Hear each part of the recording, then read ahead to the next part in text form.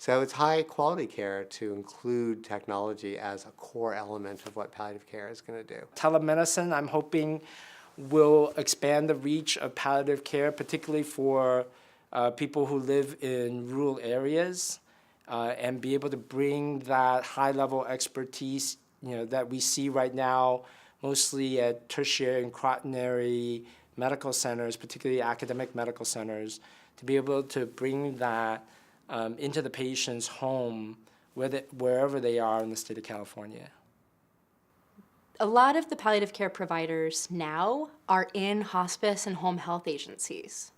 And larger accountable care organizations and integrated health systems, hospitals, they need the information that these palliative care teams have in home health and hospice, but they aren't on the same electronic medical record platform. So the problem is that you need to make sure that you have care notes that transfer, and that those care notes can trigger some type of education or alerts for patients and their loved ones, so that we can leave something behind for the people who are taking care of patients at home. Payers play a really important role. The reason that we can make the palliative care system work that we're initiating is because we're engaged in a pilot program that provides a per member per month payment, a global payment. So we have the flexibility to provide the care that the patient and the family identifies as what's most important to them. It probably is not going to be another CT scan. It might be a ticket to go see their grandson in another state before they pass. So that's a really important innovation that is starting to happen, and it also allows us to get paid for the care we provide, because palliative care is a team-based sport. It's, we have a social worker and a community health worker, nurses and a chaplain, and we can't bill for those services. We only can bill for the provider, and people don't necessarily need another doctor's appointment.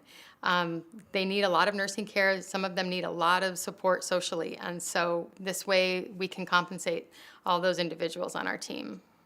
Another area where technology, I think, is going to be very important is in the field of analytics and of bringing to bear the power of predictive modeling and of predictive analytics, of understanding which patients are likely to benefit from palliative care and figuring that out relatively earlier versus later, both to prevent suffering for them, but then also to improve the overall efficiency of the intervention, because instead of catching someone after 2 visits to the hospital, which indicates they're ready for palliative care, you're able to engage with them before those hospitalizations occur in the first place.